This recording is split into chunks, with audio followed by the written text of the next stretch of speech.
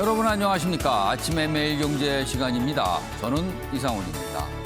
태풍이 지나갔지만요. 또 하나의 걱정거리가 생겼습니다. 안 그래도 많이 오른 채소값, 과일값이요. 또 한 번 들썩이게 생겼습니다. 지금으로선 씀씀이를 좀 더 줄이는 것밖에는 대책이 없을 듯합니다. 자, 그럼 먼저 아침신문 일면 기사부터 출발하겠습니다. 먼저 매일경제입니다. 반도체와 바이오에 앞으로 240조 원을 투자한다. 삼성이 어제 이렇게 밝혔습니다. 이재용 부회장 출소 11일 만에 대규모 투자 계획이 나왔다. 뭐 이렇게 기사는 좀 다루고 있어요. 단일 기업으로는 최대 규모의 투자다. 그리고 앞으로 3년간 4만 명에게 새 일자리를 제공한다. 일자리 창출 얘기도 나왔습니다. 경제 활성화를 바라는 국민 기대에 부응하겠다. 이런 설명도 곁들여져 있습니다. 이번에는 동아일보 보겠습니다. 국민의힘 투기 의혹 대상으로 명단이 그냥 공개가 됐어요. 원래는 비공개였다가 권익위원회가 조사한 뒤에 나온 거죠. 12명인데 그중 1명은 제명이고요. 5명은 탈당 요구를 받았습니다. 그럼 나머지 6명이 남게 되죠. 아래로 가겠습니다. 자, 이준석 대표 최고위원회의에서 만장일치로 결정했다. 그리고 여기 보면 6명 이름, 그러니까 조치가 안 된 6명 이름이 나와 있는데요. 뭐 본인과 무관하거나 소명이 됐다. 그래서 아무런 조치를 안 했다. 이런 설명이 좀 있습니다. 그리고요, 이런 가운데 윤희숙 의원, 이 12명이 들어갔거든요. 물론 뭐 본인과는 무관하다 이런 설명이 있었지만 대선 불출마 그리고 의원직 사퇴를 고려하고 있다. 이런 얘기가 나옵니다. 오전에 또 기자회견이 잡혀 있습니다. 다음은 경향신문 보겠습니다. 기사가 이쪽 끝에 있습니다. 한국을 도왔던 아프간 난민 데려온다. 우리 군이요. 400여 명 대상 현지에서 이송 작전을 펴고 있습니다. 우리 군용기가 그쪽으로 갔거든요. 그러면은 이분들 우리가 이제 포용을 하게 되는 거죠. 그리고요. 주한미군 기지를 이용할 수 있다. 뭐 이런 얘기가 얼마 전에 있었는데 미국에서는요. 이 계획 이거 없다. 폐기한다. 이런 내용도 좀 알려지고 있습니다. 마지막으로 중앙일보 보겠습니다. 부산대 조국 전 장관 딸 입학 취소한다. 의학전문대학원을 말하죠. 의사 면허 박탈될 듯하다. 청문 절차 등 좀 남아 있어요. 최종까지는요. 그래서 수개월 정도 최종 확정되기까지는 수개월 정도 걸릴 것이다. 이런 얘기고요. 조국 전 장관 아비로서 고통 소명할 것이다. 이런 반응을 좀 보였습니다. 자, 지금까지 일면 기사 짚어봤고요. 오늘도 뉴스의 의미를 풍부하고 깊숙하게 읽어주시기 위해 아침부터 준비하셨습니다. 네 분 패널 모셨는데요. 한 분씩 소개해드리겠습니다.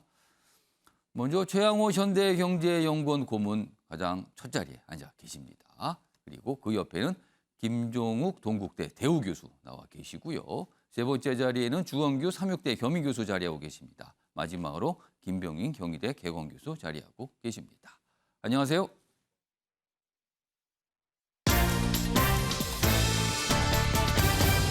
오늘 다룰 주요 이슈들을 4가지 키워드로 정리했습니다. 아침을 여는 키워드 8월 25일 수요일 순서 화면에 준비되어 있습니다. 첫 번째 키워드 보겠습니다. 한밤중 충돌입니다. 어제 국회 상황이에요. 정확하게 얘기하면요. 자정을 넘어서 새벽까지 갔죠. 이 충돌 상황.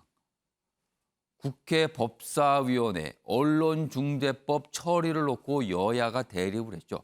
결국에는 오늘 새벽에 여당 단독으로 처리를 했습니다. 그리고 오늘 본회의가 열리게 돼서 본회의에 올라가게 됩니다. 자, 이 상황 좀 준비돼 있고요. 두 번째 키워드는 어정쩡 처분입니다. 국민의힘 부동산 부정거래 의혹을 받고 있다고 권익위가 발표를 했죠. 그리고 그 명단을 국민의힘에 넘겨줬는데 어제 국민의힘이 조치를 했죠.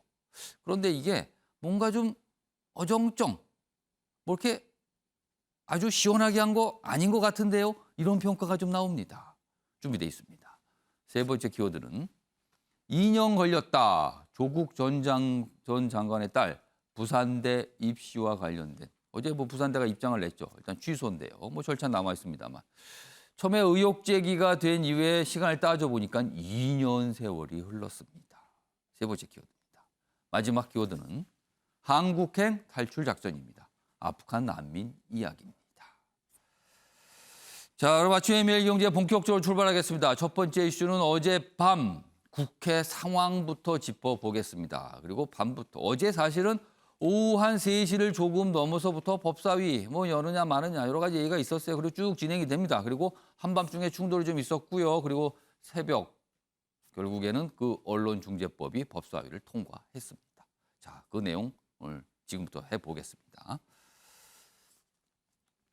제목에 뭐 이런 게 달려 있군요. 이런 말들이요. 싸웠다는 겁니다.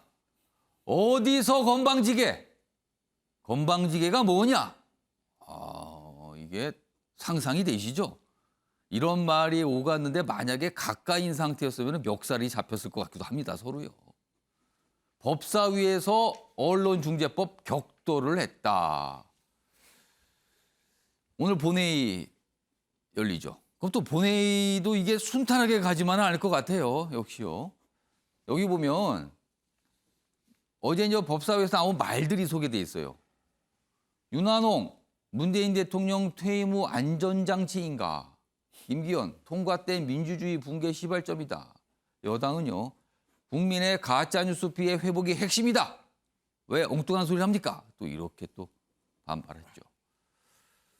기사로 보면 뭐 사진도 있지만 그렇게 실감은 안 나실 것 같아요. 그래서요. 어제의 모습 영상으로 준비했습니다. 보시죠.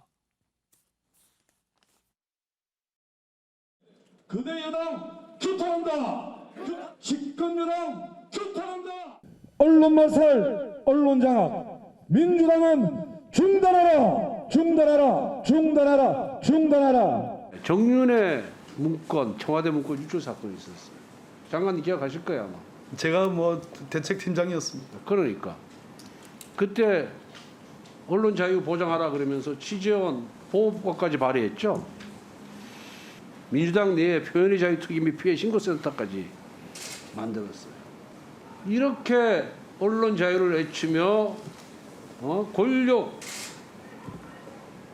비판하다가 그 불이익을 보도는 존경하는 의원님 그 보도는 가짜 뉴스가 아닙니다. 이렇게 피해 신고센터까지 만들 정도의 민주당이 이제 와서는 자신들에 대한 가짜 뉴스다. 자신들에 대한 비판이 정당하지 못하다. 해명하면 되는 거 아니겠습니까? 만약 2015년에 그 뉴스에 근거해서 박근혜 정부가 나오잖아요. 적절한 대책을 세웠더라면 국정농단을 막아줄 수 있었습니다. 들어보시죠. 제가 그래서 말씀드리는 가정과 상황이 지금과 그 당시는 너무나 다르다. 아직 답변 안 라는 것을 줬어요. 법사위원장이신 장관! 권 의원님께서 너무 잘 알고 계시지 않습니까? 묻지도 않았는데 왜 답변하냐고 도대체. 어디서 배워보르죠? 다른 의원님들이야 그렇게 할 수 있다고 생각합니다. 그러나 훈계하고 가르치네 아주. 법사위원장을 하신 권 의원님은 그렇게 하시면 안 된다고 가만 생각합니다. 있어. 묻지도 않았는데 어디 건방지게 답변하고 있어 도대체. 무슨 말씀이십니까 지금? 뭐 하는 짓이야? 내 의견을 끝까지 듣고 답변하란 말이에요. 건방지게가 뭡니까? 지금 건방지게 행동하고 있잖아요 지금. 묻지도 않았는데 소리 지르면서 나한테 훈계하고 있고. 사과하세요. 그 발언은 장관 앞에서 그거예요. 무슨 말씀? 저렇게 고성이 오갔죠. 근데 저렇게 고성이 오가면요. 통상적으로는요. 내용은 그냥 묻힙니다. 고성만 기억이 나게 되죠. 그래서 하나 더 소개해드리겠습니다. 여기 보면 그러니까 이 야당의 시각은 지금 이 법안을 만드는 게 사실은 고위공직자는 문제 제기를 할 수 없어요. 그러나 퇴임하면 문제 제기가 가능합니다. 그러니까 문재인 대통령 퇴임 후 안전정치 마련하는 겁니까? 이렇게 야당은 문제 제기를 해요. 그러자 여당은 말도 안 되는 소리다. 가짜 뉴스 피해 이거를 막기 위한 그리고 회복하기 위한 게 핵심인데 왜 다른 지점을 보고 계십니까? 또 이렇게 설명이 나오는 거죠. 맞서고 있었습니다. 자, 이 내용과 관해서 김종욱 교수님, 그다음 최양호 의원님 두 분 어제 법사위 상황에 대한 평가 그리고 언론중재법에 대한 의견도 좀 주시죠. 먼저 김종욱 교수님. 예, 일단 민주당 같은 경우는 기본적으로 검찰개혁, 그다음 언론개혁이라고 하는 두 가지 화두를 가장 중요한 자신들의 개혁 과제로 설정을 했었기 때문에 예.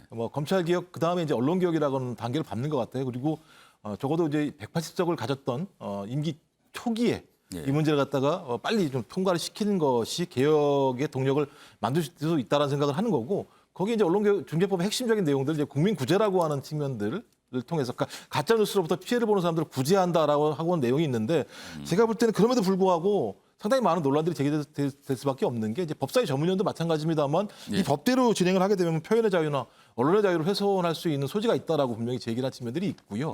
그다음에 법률적으로 소위 그 언론과 방송에서의 문제점들을 규제할 수 있다라고 하는 생각 자체가 예. 올바른가에 대해서 근본적인 고민을 해봐야 한다는 생각이 들어요. 그러니까 저도 언론과 방송에 대한 올바른 길로 가는 방법의 핵심은 소위 그 시청자나 구독자들의 자율적인 판단을 통해서 정화되는 게 가장 중요한 거고요. 예. 또 두 번째로는 언론 스스로가 정화를 분명히 해야 되는 거죠. 언론 되게 문제가 많은 게 지금 여론조사를 해보게 되면 언론중재법에 찬성하는 사람들이 꽤 많아요. 특히 징벌적으로 손해를 배상하게 만들어야 된다는 의견이 많다라고 얘기하는 건 예. 언론들이 지금까지 스스로 만들어왔던 좀 문제라는 생각이 들거든요. 그래서 여기는 자구책을 내놔야 되는데 자구책 을 내놓지 않고 해서 반대만 하니까 문제가 많다는 생각이 들고요.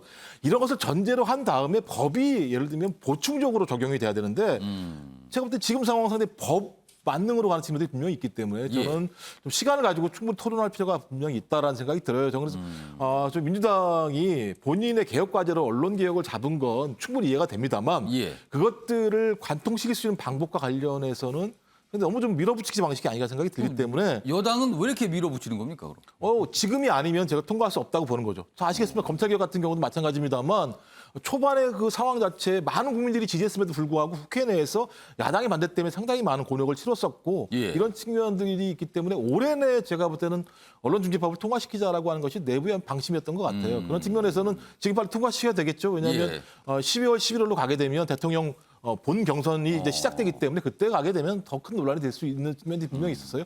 하지만 전 그럼에도 불구하고 소위 언론 자유 또는 국민의 표현의 자유를 갖다 훼손할 수 있는 부분들이 분명히 있다라고 얘기한다면 예. 저는 강행 처리 방식보다는 적어도 좀 국회 내에 더 많은 토론 예. 그리고 또 사회적인 토론을 통해서 많은 논란이 되는 부분들에 대해서 합의를 만들어가는 과정들이 더 중시돼야 된다고 저는 생각을 합니다.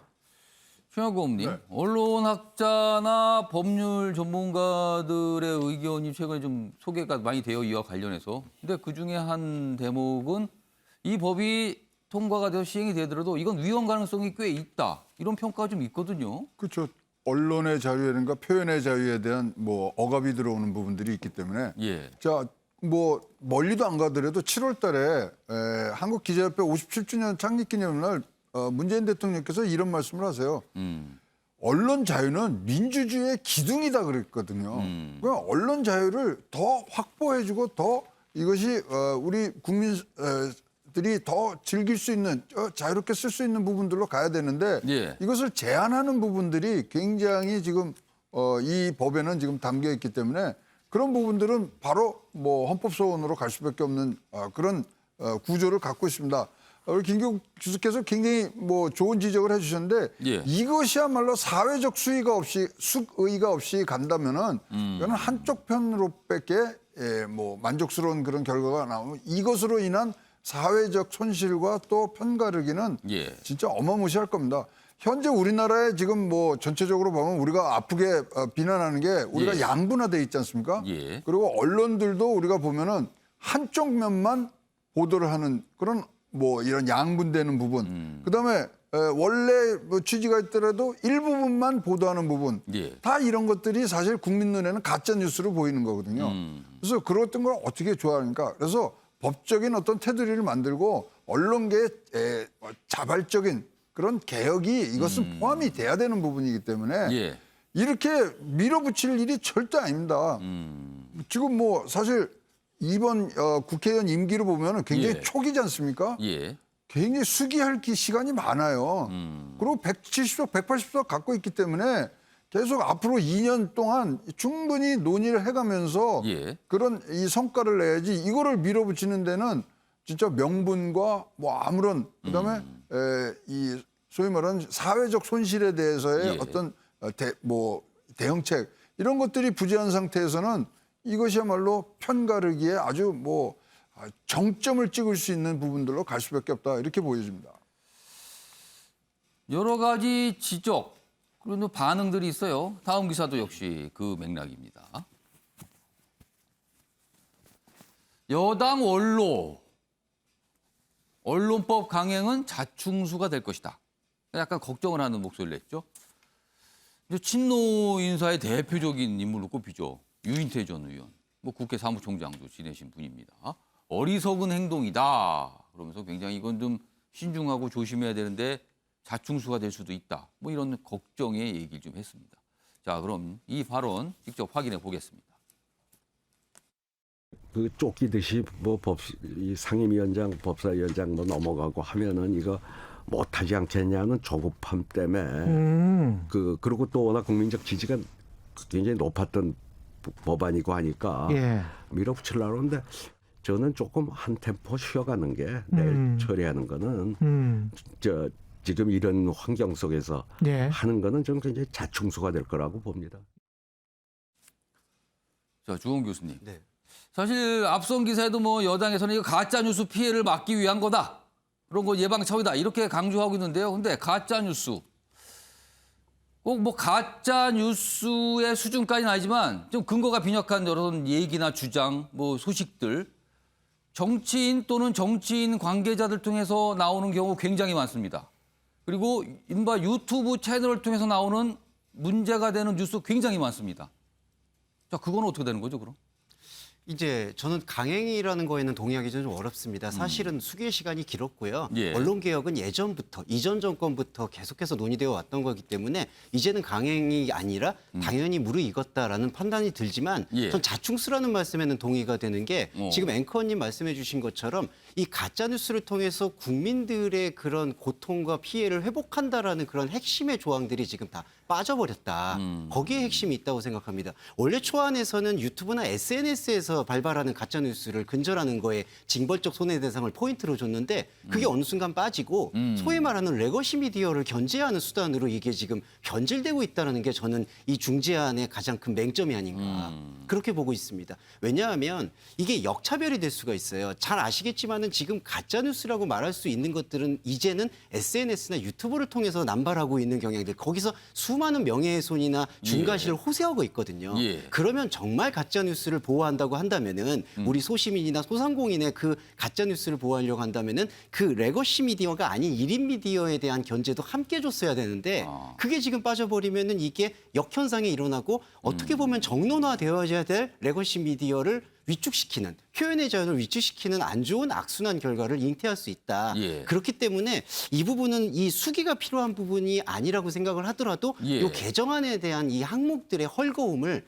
꼭 보완했으면 하는 마음 거기에는 조금 중심이 돼야 될 것 같습니다. 그러니까 실효성 측면에서 조금 문제가 있다. 이런 말씀이네요. 그리고 아까 가짜 뉴스 보호인데 생략이 된 거죠. 가짜 뉴스로부터의 보호. 이렇게 설명하신 거예요. 제가 추가 설명을 드리겠습니다. 김명희 교수. 예. 어제 법사위 박범계 장관이 출석을 해서 뭐 질문 답변 뭐 이렇게 오갔어요. 그리고 아까 뭐 언쟁이 그렇게 고성도 나왔는데 장관이 출석해서 이제 뭐 법 관련된 설명도 좀 하고 본인의 어떤 생각도 좀 밝혔는데 그런데 지금 청와대는 침묵하고 있습니다. 네. 청와대의 입장이 간간히 소개되는데 이건 당에서 알아서 하는 거다. 이거는 입법의 문제니까 국회에서 하는 거고 여당에서 하는 거다. 왜 청와대에 묻습니까? 라는 약간 이런 반응이에요. 네. 이건 아무래도 어떻게 보세요? 부담스러운 상황일 수 있겠습니다만은 어제 박범계 장관의 답변 태도, 문재인 정부를 대표하는 내각의 책임자 아니겠습니까? 그리고 이 문재인 정부가 그동안 더불어민주당과 함께 외쳐왔던 당 정청이 함께 하나 돼서 국정을 이끌어가는 모습들을 지켜봤을 때는 이 180여 석에 달하는 거대 여당의 힘으로 밀어붙이게 되는 현재의 상황을 청와대도 전혀 부인하지 않는 상황으로 볼 수 있다 이렇게 생각을 합니다. 지금 이 법에 대해서 절차적인 문제, 내용에 대한 문제들은 이미 숱하게 많은 분들께서 지적을 하셨던 거로 알고 있고요. 저는 왜 무리하게 대통령 선거를 앞두고 집권당이 당 내에서도 여러 전문가들로부터도 또 진영 내에서도 비판의 대상이 될 수 있는 이 법안을 무리하게 처리하려고 하는 것인가.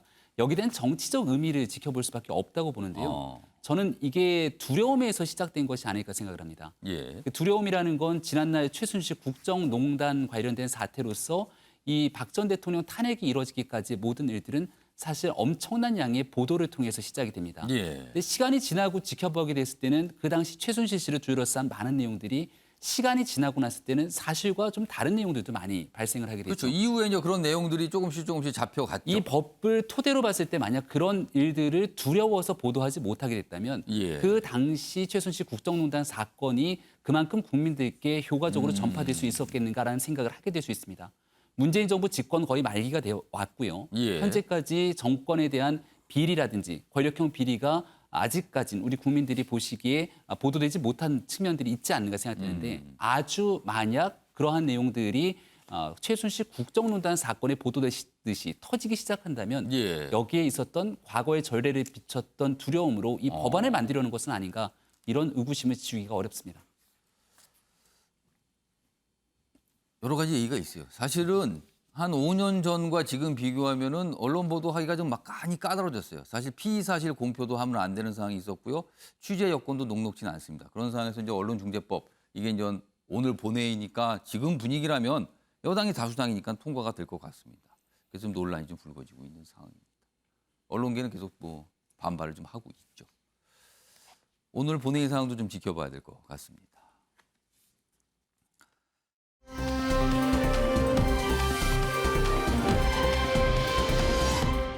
다음은요. 국민의힘 뭐 집안 사정이라고 할 수 있습니다. 권익위원회가 얼마 전에 12명이 부동산 부정거래 의혹이 있다. 그러면서 그 명단을 당에 넘겨줬어요. 그리고 어제 당에서 지도부 회의를 통해서 결정을 하지요. 그 내용 좀 보겠습니다. 먼저 12명 얼굴이 다 나와 있군요. 여기에. 아주 상세하게. 그런데요. 조치는 좀 다릅니다. 먼저 한 명 여기 있습니다. 여기서부터 갑니다. 한무경 의원 비례대표입니다. 제명이죠. 그러니까 비례대표 의원은 탈당을 하면 의원직이 사라져요. 그러니까 통상 그냥 내보내는 거예요. 제명. 그러면은 비례대표 의원직이 유지가 됩니다. 제명했고요. 5명에 대해서는 당을 나가달라고 요구를 했어요. 그럼 요구에 응하지 않으면 당 차원에서 이제 인사 조치를 좀 더 한다는 거죠. 그때는 강제로 당을 내보내는 조치. 뭐 제명, 뭐 출당이라고 표현하기도 합니다. 그리고요. 다른 6명은요. 본인들의 설명을 좀 들었어요. 소명을 듣고 나서 아 이거는 좀 문제가 없어 보인다. 뭐 이런 이유로 여긴 어떤 조치가 없었습니다. 이렇게 12명에 대해서 조치 내용이 소개되어 있습니다. 좀 더 옆에 기사 보겠습니다.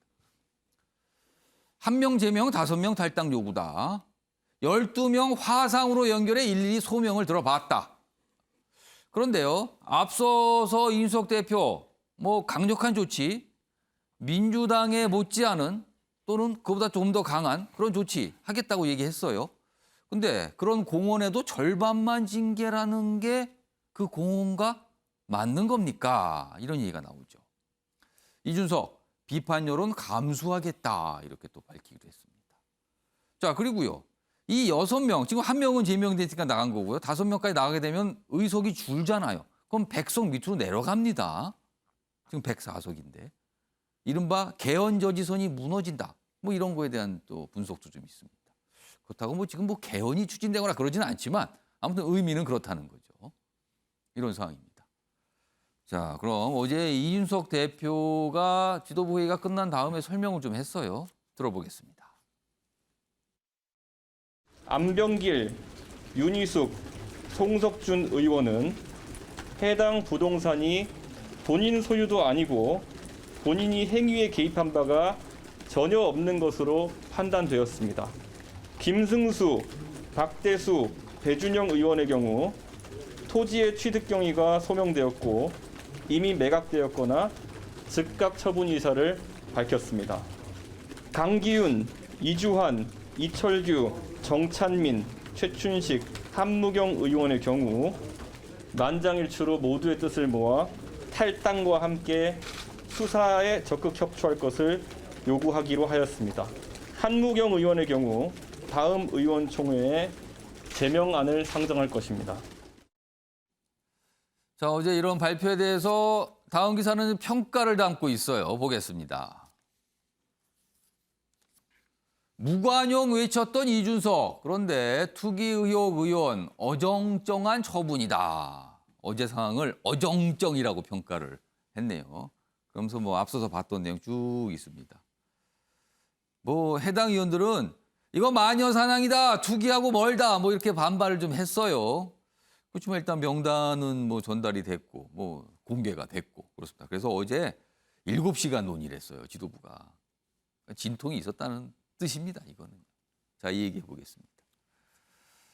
먼저 주홍 교수님, 어제 국민의힘의 조치 어떻게 평가하시겠습니까? 저는 이준석 당대표가 상당히 좀 실망스럽습니다. 사실, 실망이다. 네, 이준석 당대표에게 기대했던 거는 그 깨끗한 보수에 대한 기대였다고 저는 확신하는데요. 예. 그리고 또한 30, 40대의 부동산 공정성의 회복을 기대했던 것 같습니다. 예. 그렇기 때문에 이준석 당대표도 자기가 공언했던 것처럼 이번에 그러니까 더불어민주당보다는 훨씬 높은 조치를 하겠다. 이제 그런 식의 시그널을 줬는데 지금 어저께 이렇게 속전속결로 처리하는 모습을 보니까 상당히 실망스러운 부분이 있다. 왜냐하면은 윤리회부를 해야 되지 않았을까. 최고위의 결정은 제가 봤을 때는 구속력이 없는 걸로 알고 있는데 최고위 회기로 끝나고 그다음에 속전속결로 이렇게 12명에 대한 조치가 이루어지는 것이 상당히 저는 불완전하다고 생각이 들고요.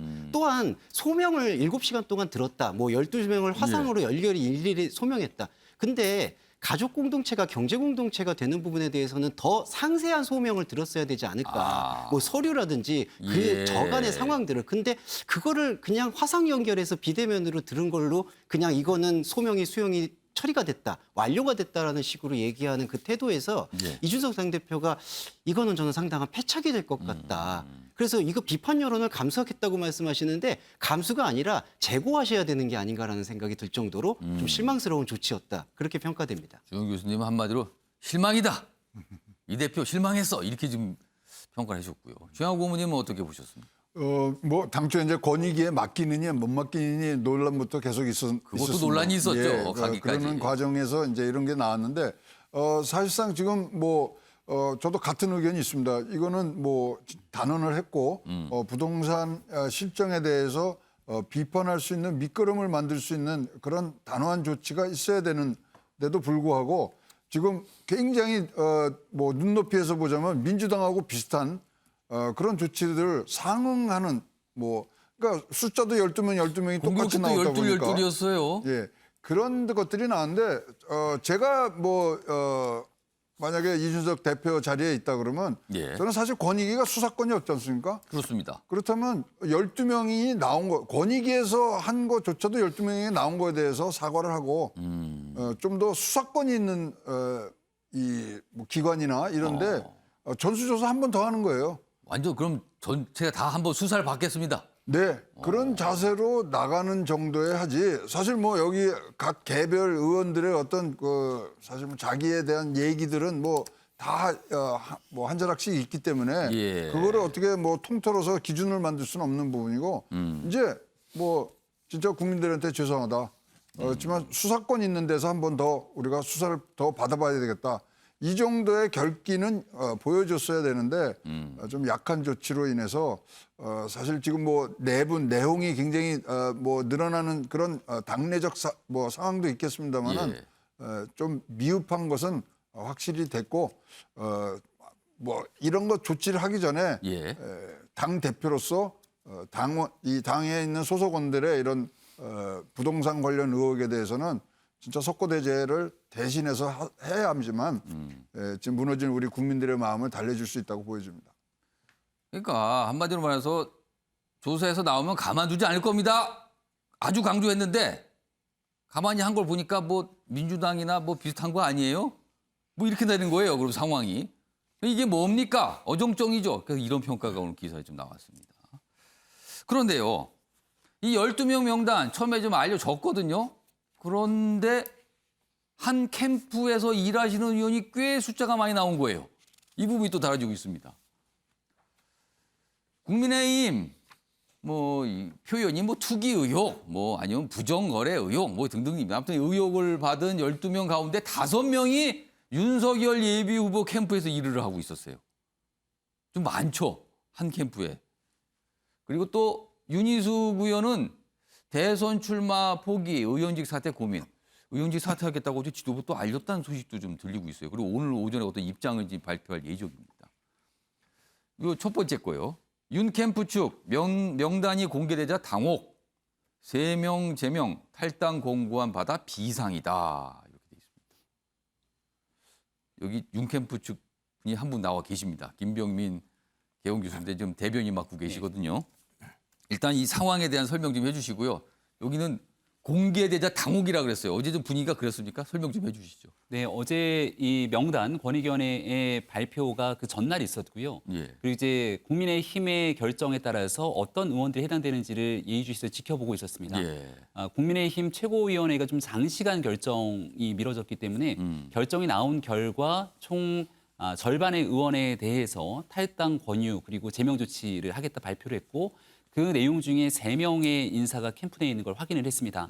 이 중에 한무경 의원 그리고 정찬민 의원의 경우는 사의를 표명을 해서 즉각적으로 이 사의를 수용했고요. 예. 이 중에 이제 이철규 의원 같은 경우는 추가적인 소명을 국민의힘 지도부에 한번 해야겠다라고 얘기했기 때문에 그 소명 절차를 지켜보기로 좀 했습니다. 기다리고 있는 거군요. 그리고 안병길 홍보본부장 같은 경우는 소명이 완료됐다 이렇게 나오고 있는데요. 이미 소명 절차에 대한 국민의힘 지도부의 결정이 내려지기 전에 여기에 대해서 모든 직에 다 내려가고 캠프뿐 아니라 당에 있는 모든 일단 직에 본인이 이름이 네. 거론된 것만으로도 부담입니다라고 그만두고. 저는 안병길 본부장이 내렸던 결정이 굉장히 좀 적절했다라고 생각이 되는데요. 그리고 경찰의 수사라든지 모든 내용들을 끝까지 조정받고 난 뒤에 그 활동에 복귀하는 여부들을 결정하겠다고 했는데 예. 얼마 전 민주당의 우상호 의원이 본인이 굉장히 억울하다고 권익위 결정이 그렇죠. 나고 나서 최종적으로 경찰의 수사 결과 이 무혐의 처분을 받았다는 것 아니겠습니까? 그런 내용들을 좀 차용했던 것이 아닌가 생각이 됩니다. 이런 모든 일들에도 불구하고 국민들 보시기에는 여야 정치권 모두의 이 부동산 문제가 불거지고 나서 예. 좀 미온적인 대처를 하는 것 아니냐 이런 눈높이에 맞지 않다 지적하시는 분들도 계실 것 같아서 굉장히 송구하다는 말씀드리고요.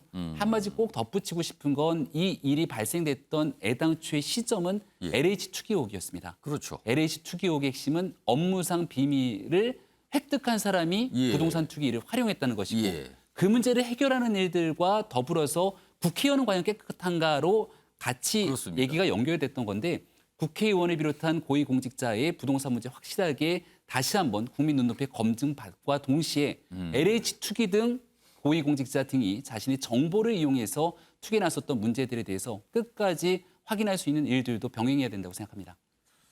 그러면은 이제 5명이 캠프에서 일을 하고 계셨는데 3명은 뭐 캠프 차원에서 어떤 조치가 된 거고 2명은 아직 좀 보고 있는 거네요. 한 명은 기다리고 있고 한 명은 문제가 없다 이런 네. 판단인 건가요? 한 명은 소명이 됐다고 얘기를 하고 있습니다. 또 복잡하네요 이게 또 개별적으로. 김효옥 교수님. 네. 근데 사실은 야당은 이번 문재인 정부의 부동산 정책 실패 부분을 굉장히 강하게 지금 네. 압박을 하면서 공격을 하고 있죠. 그리고서 대선도 부동산이 굉장히 큰 이슈가 될 거라고 하고 있는 상황에서 윤석열 캠프에서 5명이 이 부동산 관해서 문제가 있다 의혹 제기가 된 상황은 이거는 이 자체로도 부담 아닙니까? 아니, 큰 문제가 될 수 있죠. 말씀하신 것처럼 제가 볼 때 앞으로 이제 국민의힘 같은 경우는 내로남불이라는 단어 쓰기 어려울 거라는 생각이 들고요. 그다음에 여야가 국민들한테 부동산 정책에 대해서 얘기할 수 있을 것인가라고 근본적인 질문을 할 수밖에 없습니다만 국회 정치인들, 특히 이제 국회의원들이 무슨 부동산 정책, 뭐 투기 이런 거 얘기하면 국민이 이게 통하겠는가? 국민이 믿겠습니까? 근데 또 보면 이제 특히 이제 윤석열 예비후보 같은 경우는 더 아플 수 있다는 생각이 많이 들어요. 왜냐하면 제가 출마 선언할 때 현수막에 공정과 상식이라는 얘기를 했었고 정의를 강조했습니다. 실제로 이 부분과 관련해서 현 정부에 대해서 부동산 정책의 가장 큰 문제였었고 얼마나 많이 공격을 했었습니까?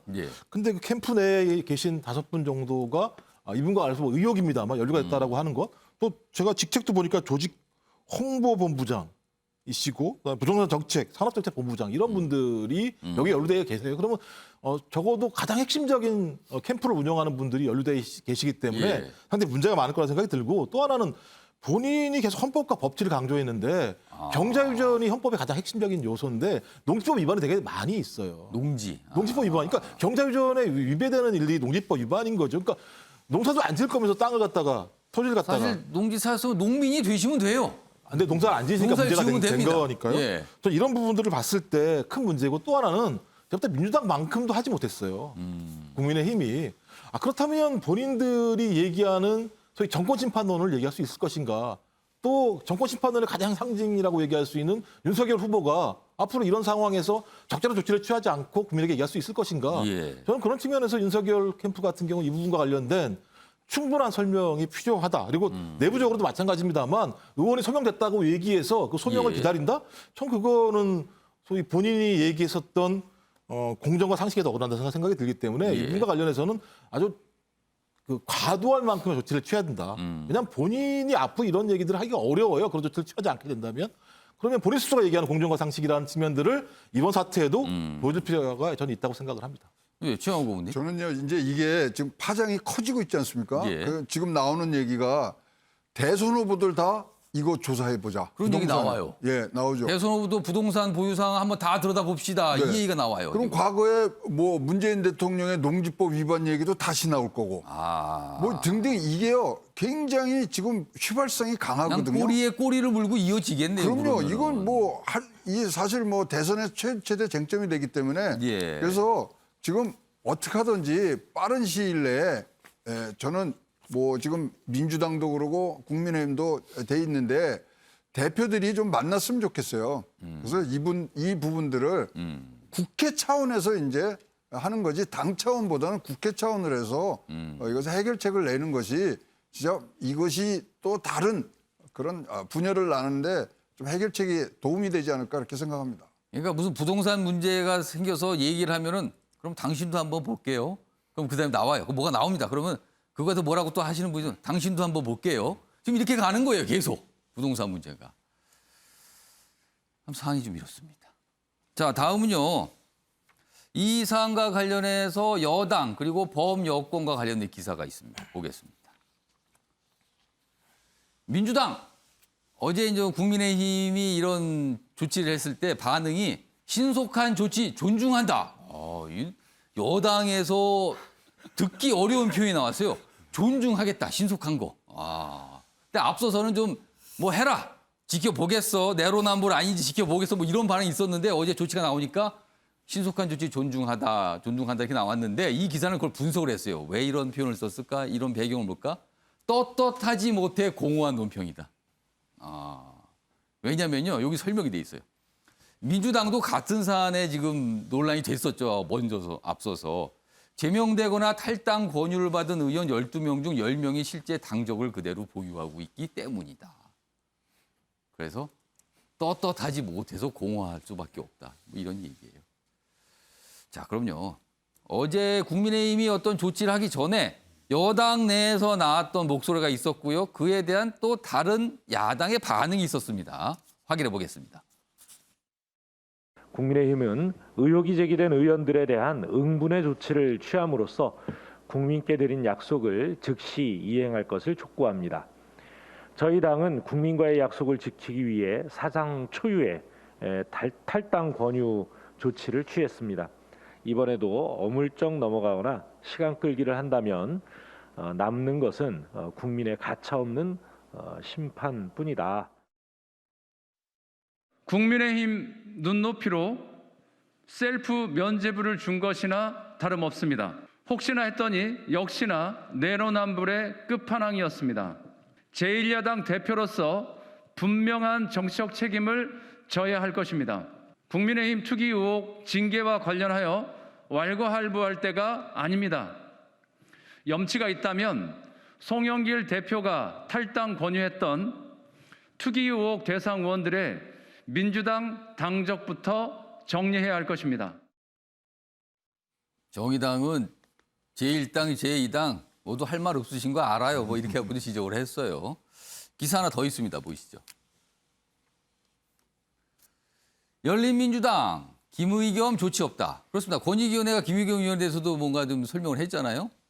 조치 없다. 그 민주당은 12명 처분 흐지부지다. 이렇게 돼 있습니다. 주홍 교수님, 네. 이른바 여당과 범여권의 어떤 반응 조치입니다. 어떻게 보셨습니까? 오늘은 실망이라는 단어를 또 써야 될 것 같아요. 또 실망이다. 네. 예. 여권의 반응도 너무 실망스러운 게 그냥 앞서 내세운 게 우리는 탈당 권유했다.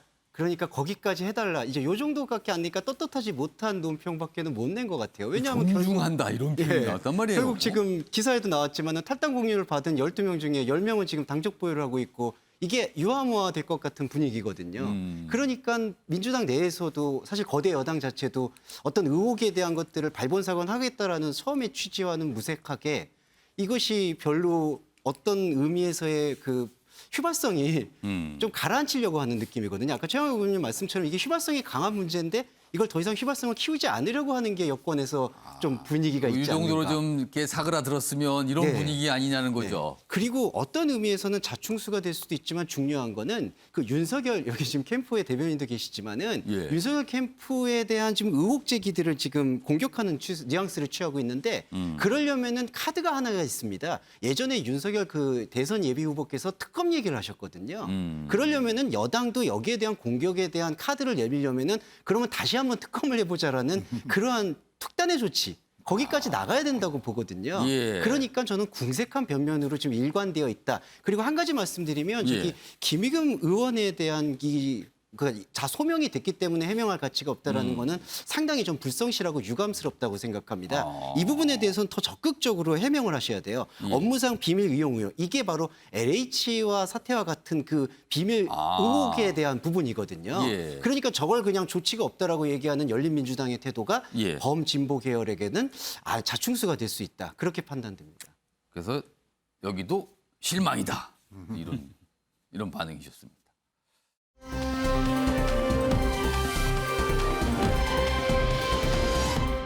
다음은 여당 상황 좀 뭐 짧게 짚어보겠습니다. 이재명 경기지사가 언론 인터뷰를 했는데 그 인터뷰 내용이 공개된 이후에 뭔가 좀 논란처럼 불거졌죠. 보겠습니다. 이재명 강성 친문 뭐 지저분하고 어쩌고 뭐 이런 게 인터뷰 기사에 실렸어요. 보도를 통해서. 그러자 이낙연 씨 입으로 매를 번다. 뭐 잠잠해진 거 아니었나요? 이른바 명락대전. 근데 약간 신경전처럼. 물론 어제 요 정도 하고 더 커지진 않았어요. 근데 아주 신경전 여전하다는 걸 또 여실히 보여주거든요. 이재명 언론 인터뷰 발언이 논란이다. 여야 극렬 지지층 말한 것이다. 이 인터뷰가 조금 뭐 앞뒤 자르고 나가서 오해가 많았다. 그래서 추가 설명이 좀 있었어요. 그러나 역시 여기에 이제 친문 얘기가 들어갔잖아요. 친문. 그래서 또 이재명 지사 하면 친문과의 관계 항상 질문이 나오는 거거든요. 또 나온 겁니다, 이게. 다음 화면 보겠습니다.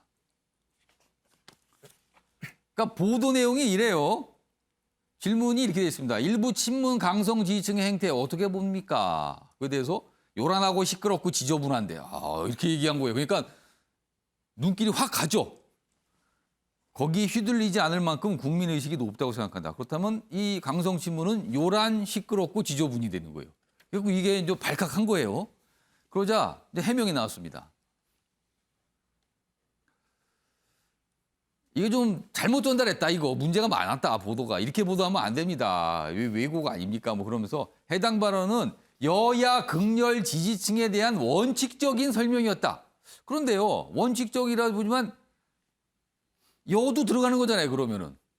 여 극렬 지지층, 야 극렬 지지층 다 해당되는 거라는 거죠. 뭐 이런 설명이 좀 있었습니다. 그러면서 이제 이 인터뷰 원문을 또 공개를 했어요. 이런 겁니다. 뭐 야당에도 태극기 부대 때문에 골치 아프지 않나, 민주당 진영 안에도 진영 전체 경쟁력을 깎아먹는 요소들이 또 있다. 다음입니다. 요란하고 시끄럽고 지저분하게 되긴 한데 그게 판세에 크게 영향을 주지는 않는다고 본다. 뭐 이렇게 얘기했는데 인터뷰 기사에서 뭔가 이렇게 축약이 되면서 그렇게 됐다는 거죠. 그래서 오해를 샀다. 어떻게 보셨는지 모르겠습니다, 시청자 여러분. 이 얘기 좀 해보겠습니다. 김적 교수님께서는 어떻게 보셨어요? 아니, 저는 그러니까 신문 보도 내용과 원문까지 다 소개해드렸는데. 그러니까 저 개인적인 의견은 이 삐뚤어져도 말은 바로 해야 된다고 생각을 하기 때문에 여야 극렬 지지층들의 발언 자체가 사회의 갈등을 촉발하게 되고 진영을 둘로 나누게 돼서 상당히 많은 악영향을 준 것들은 저는 눈으로 봐서 다 알 수 있는 사실이기 때문에 그것을 애써 외면할 필요가 없다. 하지만 말씀드린 지금 이 양 진영에서 마찬가지입니다만 민주당 경선이 진행되고 있기 때문에 민주당 같은 경우는 호남 지지층, 그다음에 친문 지지층 이 두 가지의 거대한 지지층이 있기 때문에 이분과 관련해서 어떤 사안이든 자기에게 유리한 상황이 발생하게 되면 그것들을 공격의 소재로 활용할 수밖에 없는 상황이 분명히 있다는 생각이 들거든요. 근데 정치라고 하는 것의 핵심이 경선을 통해서 승리하는 것도 중요합니다만 전체 국민들을 위해서 올바른 방향의 메시지를 전달할 필요가 있지 않겠습니까? 좀 그런 측면에서 여야 극렬 지지층들이 제기했던 많은 이야기들, 특히 지금 태극기 부대 얘기했습니다만 광화문에서 얘기했던 내용들 상당히 많은 가짜뉴스나 극단적인 발언들을 통해서 우리 사회에 얼마나 큰 악영향을 줬습니까? 또 마찬가지로 저희 뭐 친문이라고 얘기할 수 있을지 모르겠습니다만 여당에 있는 극렬 지지층 같은 경우도 자기 주장만이 옳다고 얘기하면서 나머지 주장은 다 그러다고 얘기하는 방식을 통해서 배제하고 혐오하는 발언들을 얼마나 많이 했습니까? 전 그런 측면에서 대통령 후보로 나오신 분이라고 얘기한다면 저도 상식적인 범주의 생각들을 가지고 있는 국민들을 위한 정치를 해야 된다. 여야 극단적인 극렬 지지층들의 이 입장을 옹호할 수 없다라고 얘기해야 되는 게 저는 당연하다는 생각이 들기 때문에 보도 내용대로라도 이 정도 얘기는 충분히 할 수 있다라고 보시는 거예요? 저는 해야 한다고 생각하는 거죠. 그러니까 경선이기 때문에 얘기를 못한다고 얘기한다면 그럼 경선이 지나고 난 다음에 또 얘기할 겁니까? 그렇다면 본인 스스로가 일관되지 않은 방식들로 국민에게 설명했다고밖에 생각할 수 없기 때문에 저는 저도 여야 마찬가지입니다만 극렬한 지지층들의 발언들에 동의하는 순간 저는 혐오와 배제 정치가 벌어질 수밖에 없다. 그것들 민주주의 위기가 올 수밖에 없다는 생각이 들기 때문에 저는 저 발언에 대해서 좀 문제 제기할 필요 없다는 생각이 드는 거고요. 근데 또 바로 잡고 뭐 설명을 하고 그랬어요. 이거 왜 그런 거예요, 그러면? 뭐 당연히 아까 말씀드렸습니다만 친문 지지층 같은 경우 또 다른 왜곡들이 발생합니다. 그 내부에서. 그러니까 예를 들면 저런 발언, 극렬 지지층에 대한 문제 제기를 했었는데 이제는 이재명 공격으로 하면 나타나게 될 것이에요. 저는 그런 것들을 방지하기 위한 방식입니다만 저는 어느 순간 어느 정치인들은 한 번 좀 돌파해야 돼요. 이런 상황들을. 그냥 그런 저런 극렬 지지층들의 발언 하나하나에 예를 들면 좌지우지되는 상황이 저는 건강하지 않다는 생각이 들기 때문에 과감하게 돌파해라. 국민들을 믿어야죠. 국민들을 믿지 않고 어떻게 정치를 하겠습니까? 저는 그런 측면에서 좀 여야 마찬가지입니다만 좀 생각이 바르신 정치인이라면 좀 정면 돌파하셔라. 언제까지 이런 혐오와 배제, 그다음에 극단의 정치들에 동의하고 휘둘릴 것인가? 저는 그걸 좀 한번 고민해 볼 수 있는 계기가 됐으면 좋겠습니다. 정면 돌파보다는 정면 설명을 했어요. 어제 상황에 대해서. 최하고 의원님. 네. 이재명 경기지사와 친문과의 관계 여전히 껄끄럽다는 걸 또 보여주는 겁니까? 그럼요. 이건 뭐 지금 자기 지지층을 다시 한번 모이게 하는 분명한 그런 자극제는 될 것 같고요. 지금 뭐 이재명 후보가 이제 얘기한 것 중에 하나가 이런 지저분하고 뭐 요란스러운 거에 우리 국민들은 휘둘리지 않을 것이다. 그래서 수준이 높다 그랬습니다. 그럼 뭐 이거에 대해서 이렇게 명분 없는 싸움을 할 이유는 하나도 없다고 보여집니다. 그리고 뭐 다른 당의 야당의 뭐 태극기 부대까지 등장하면서 여기가 뭐 시끄럽고 지저분하고 아니 왜 거기에 또 참석을 만약에 태극기 부대가 그게 사실이라면 본인한테는 좋을 텐데 왜 그걸 지적하거나 등등 지금 제가 보기에 이재명 이재명 후보의 얘기들은 굉장히 계산이 잘 돼서 나오는 얘기들을 지금 하고 계시거든요. 그러니까 언어의 품격 이것을 떠나서 그렇다면 지금은 이거는 뭐 100% 집토끼에 지금 결집을 한 번 더 강조를 한 부분들이 있고 그렇다면은 지금 중도 싸움에서의 부분들에 있어서 또 이 태극기 부대를 끌고 들어와서 그쪽에 또 부분들을 갖고 가는 굉장히 계산된 얘기를 지금 하신 거라고 보여집니다. 대선 주자들 특히 1위를 달리고 있는 여야에서 1위를 달리고 있는 대선 주자분들이 언론 인터뷰를 하면 이 논란이 계속 불거지고 있어요 지금요. 그러니까 뒤늦게 나오거나 굉장히 또 이렇게 지나가듯 하나 얘기인데 주목을 받고 그래서 이렇게 논란 좀 있는데 이 역시 또 그렇게 됐습니다. 지금.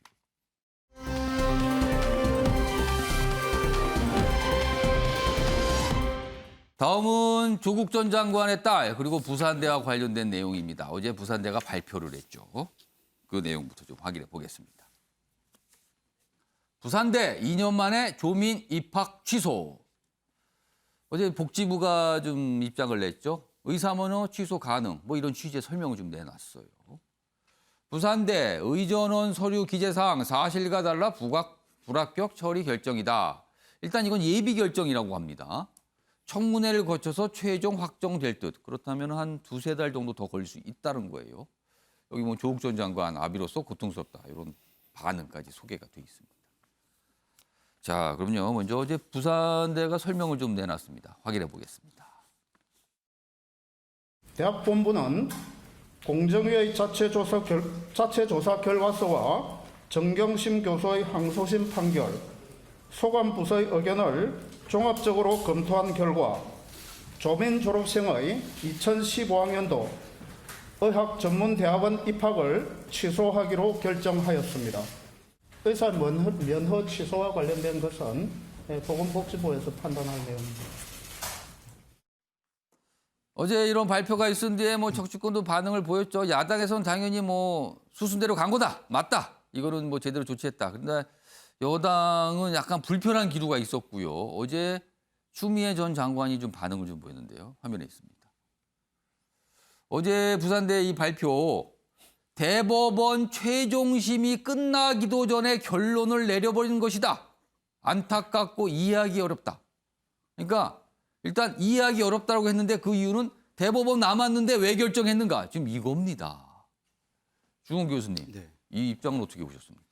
어느 정도 동의되는 부분도 솔직히 있습니다. 원래 부산대가 대법원 판결까지 기다려보겠다고 했거든요. 예. 이제 그런데 물론 이제 사실심의 최종은 항소심이긴 합니다만 예.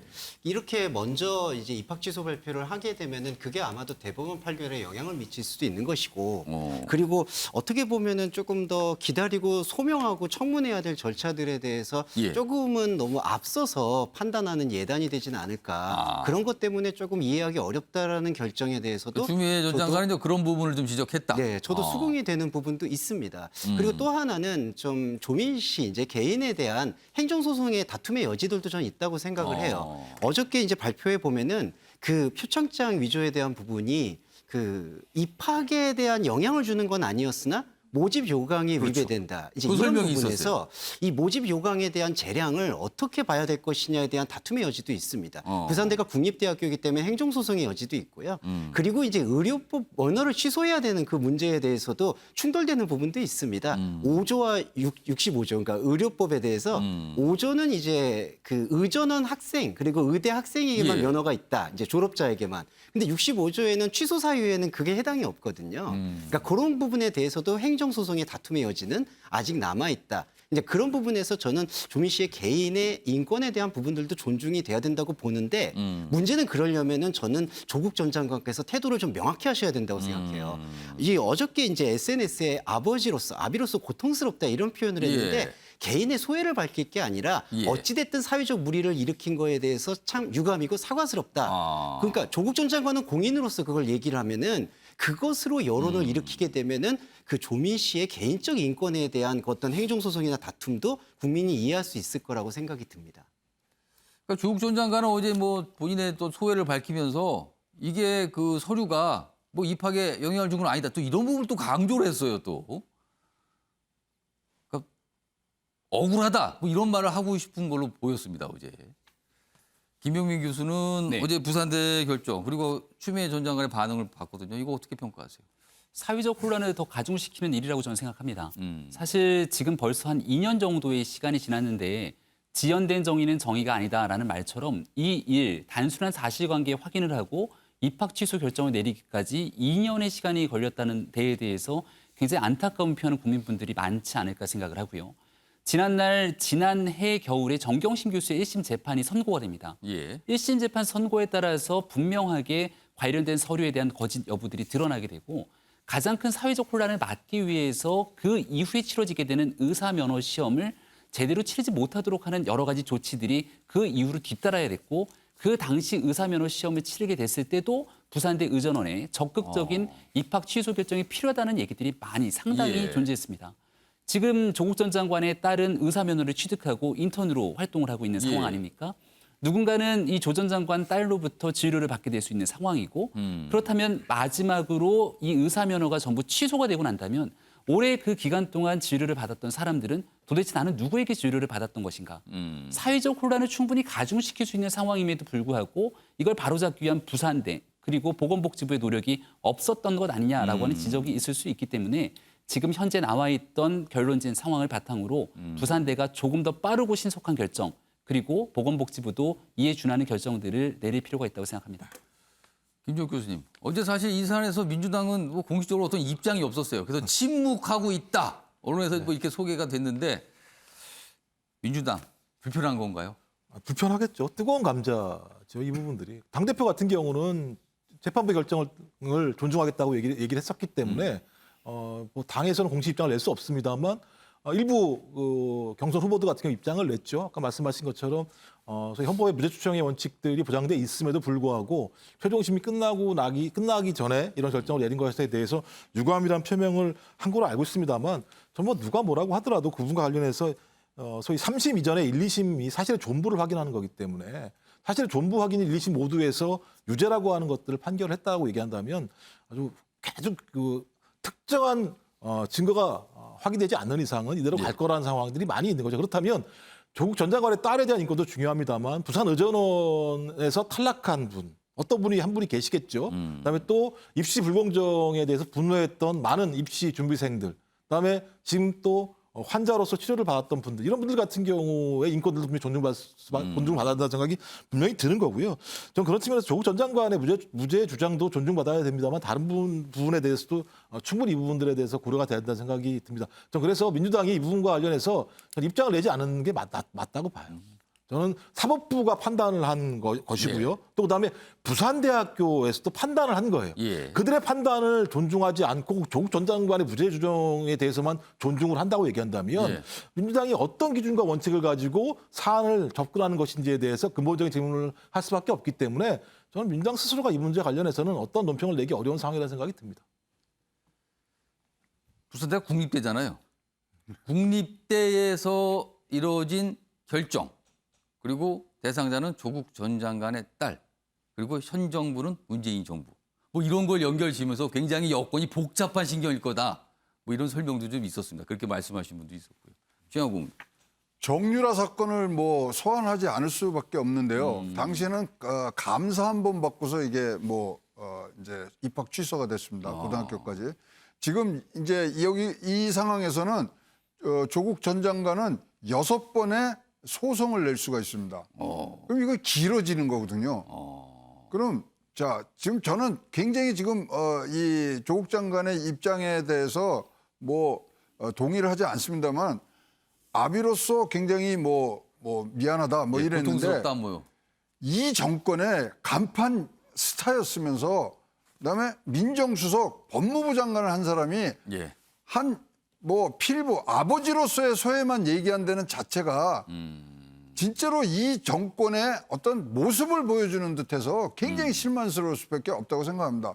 앞으로 6번이라는 긴 소송 과정에서 이 얘기들이 다시 나오는데 정유라 얘기를 꺼낼 수밖에 없는 이유가 그러면서 모든 것이 이제 밝혀지는 과정이 이것을 빨리빨리 끊고 다음 단계로 가는 것이 우리 사회에 한 발을 더 넘어가는 데 분명히 역할을 했고요.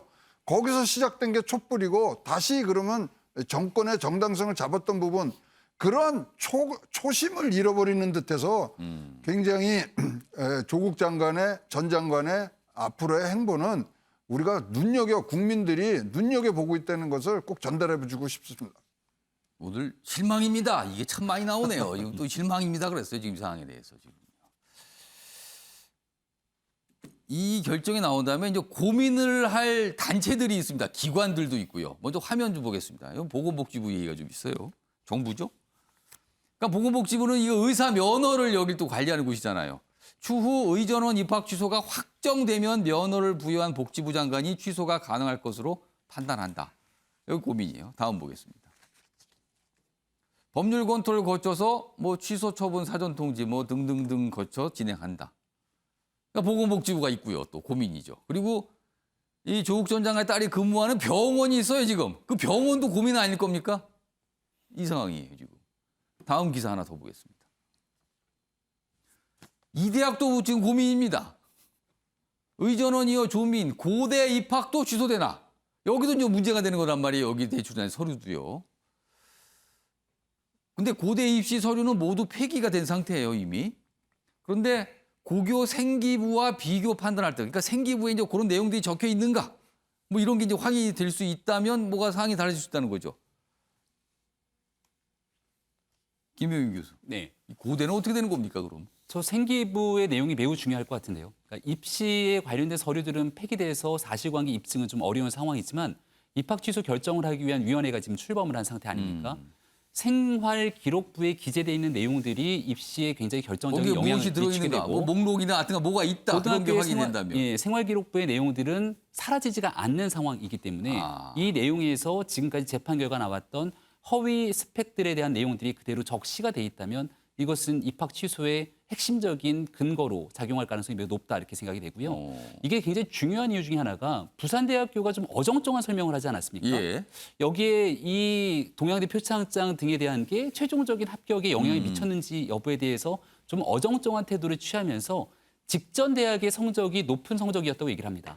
그런데 만약 고려대학교에 입학이 취소되게 되면 직전 학교의 성적이라는 건 아예 무용지물이 되거든요. 원천적으로 이게 문제가 되는 거군요. 그렇기 그러면. 때문에 고려대학교에서 저 생활기록부 자체를 통해서 입시 자체가 입학 여부가 원천 무효였다는 것이 결정나게 되면 전체적으로 대혼란 상황이 나타나게 되는 것이고요. 예. 최양호 교무님께서 정확히 지적해 주셨지만 누군가는 이로 인해서 피해를 보게 됐던 만약 이 모든 것들이 사실이라면 대학에 들어가야 될 사람이 들어가지 못했고 그런 의학전문대학원에 상황이 들어가야 될 있었겠죠. 사람이 들어가지 못했고 누군가는 대한민국의 의사로서 본인의 본부를 펼쳐야 될 그 꿈을 가지고 있는 청년 한 명이 기회를 박탈됐던 일이기 때문에 이 일에 대한 진실 규명은 반드시 이루어져야 됩니다. 그래서 이게 복잡합니다 지금요. 그러니까 고민할 이 지금 단체 기관이 많아요 지금요. 지금 상황이.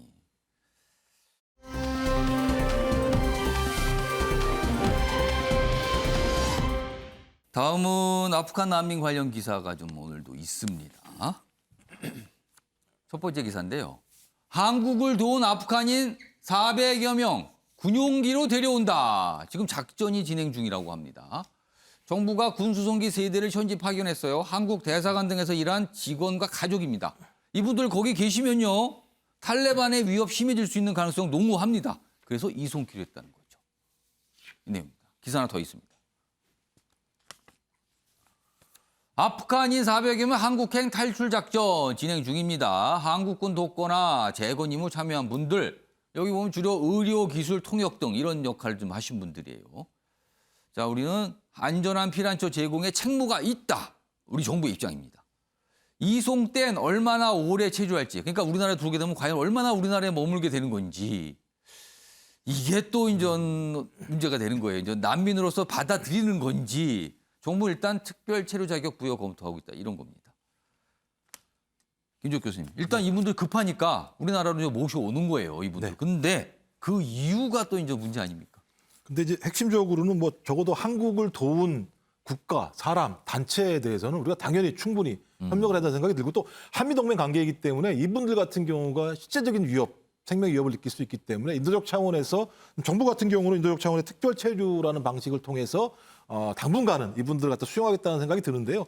저는 아마 많은 국가들이 마찬가지입니다만 이런 이민자들이나 이런 분들이 발생하게 되면 내부에 상당히 많은 반대 의견들이 있어요. 특히 유럽 같은 경우는 저희 이민자들에 대한 혐오 같은 게 되게 많이 있기 때문에 제노포비아 같은 개념을 통해서 그래서 우리 사회에도 이 문제에 관해서 갈등이 있을지 모르겠습니다만 뭐 규모가 그렇게 크지 않은 상황이라는 생각이 들고요. 그다음에 최종적으로 제가 볼 땐 정책 망명까지도 좀 고려할 필요가 있다는 생각이 들어요. 우리나라 같은 경우는 지금 망명에 대해서 상당히 좀 박한 방식을 통해서 하고 있는데 좀 망명 방식을 통해서라도 최대한 우리가 이분들 뭐 개인의 의견을 가장 최선을 물어봐야겠습니다만 그런까지 해서 최대한 우리가 우리에게 협력한 국가, 사람, 단체에 대해서는 그까지 책임진다라고 하는 국제사회 규범들을 좀 따라가는 모습들을 보였으면 좋지 않을까 저렇게 생각을 합니다. 최하고님, 물론 이분들의 어떤 의사 표명이 있어야겠죠. 근데 그렇죠. 만약에 우리 한국에 망명 요청을 한다면 미얀마 사태를 준용할 수밖에 없는데요. 미얀마 사태도 이제 본국의 어떤 상황 때문에 이제 우리나라에 불법 체류될 때 우리가 받아줬거든요. 그래서 이제 이런 부분들은 진짜 인도적 차원에서 해야 되는데 사실 뭐 우리나라가 거기 가서 병원 짓고 학교 짓고 할 때 도왔던 분들이에요. 예. 의료기술자라든가 인도적 차원에서 하는데 꾀를 내자면 예. 일본에서 지금 올림픽하고 올림픽 선수촌이 있거든요. 예. 이제 패럴올림픽 이제 개막은 했습니다만은 예. 이후에 그쪽에서 수용을 할 수 있는 부분들도 분명히 일본이요? 예. 갑자기? 네, 아니 그러니까 그쪽에 뭐 할 수 있는 부분들이 바로 할 수 있는 부분들이 있어서 그 선출 아파트 뭐 일본은 분양한다 그러지 않았어요, 그거? 그래도 이거 인도적 차원에서 해줘야 되는 거 아닌가 생각은 듭니다. 사실 이분들이 일본으로 옮길 수도 있지 않냐 이 말씀을 하시는 거예요? 미국이 한국과 일본은 작전에서 뺐어요. 예. 로이터 통신에서 이제 그걸 발표했지 않습니까? 근데 지금 일본은 추가적인 부분들이 지금 발생을 안 하고 있거든요. 그래서 뭐 꾀를 내자면 예. 그런 지금 유유 시설이 바로 눈앞에 있기 때문에 2주 후면 나오는 부분들을 예. 또 활용할 수 있는 부분도 미국과 일본이 좀 협력을 해주면 좋겠다는 생각이 있습니다. 일본이 뭐 반응을 보일까 모르겠네요. 일본도 사실은 망명이나 난민 문제에 굉장히 박한 나라거든요. 아주 굉장히 박한 나라죠. 아무튼 일단 뭐 작전이 진행 중이다 이렇게 소개되고 있어요. 다음은 백신 얘기 좀 하나 소개해드리겠습니다. 이런 일이 있으면 안 되는데요. 40명이 모더나 5접종 사고가 났습니다. 그러니까 아스트라제네카를 맞으셔서 2차 접종을 하는데 아스트라제네카가 아니라 모더나가 접종이 된 거예요. 그러면 생각지도 못하게 교차 접종이 됐거든요. 근데 지금 외국에서도 아스트라제네카하고 화이자 교차 접종 얘기지만 모더나는 없거든요. 그래서 지금 깜짝 놀랐다. 이런 실수 있으면 안 됩니다, 진짜. 근데 이게 벌어졌어요, 지금요. 이거 이러면 안 됩니다, 진짜. 이거 잘 맞추셔야 돼요. 물론 백신 종류가 많아서 막 혼동되고 그런데요. 그렇지만 그렇다고 이러면 안 됩니다. 다음은 부동산 기사 하나 소개만 좀 해드리겠습니다. 믿어도 되나? 빌라 가격 한 달 새 28% 껑충. 그러니까 부동산은 통계에서 갑자기 늘었다는 거예요. 왜냐하면 표본을 조정하니까. 그럼 지금까지 이상이 있었다. 이렇게 질문이 안 나올 수가 없는 겁니다. 한 달 새에 뛰었으니까요. 자, 아침의 매일경제 오늘은 여기서 마무리하겠습니다. 시청해 주신 여러분 고맙습니다.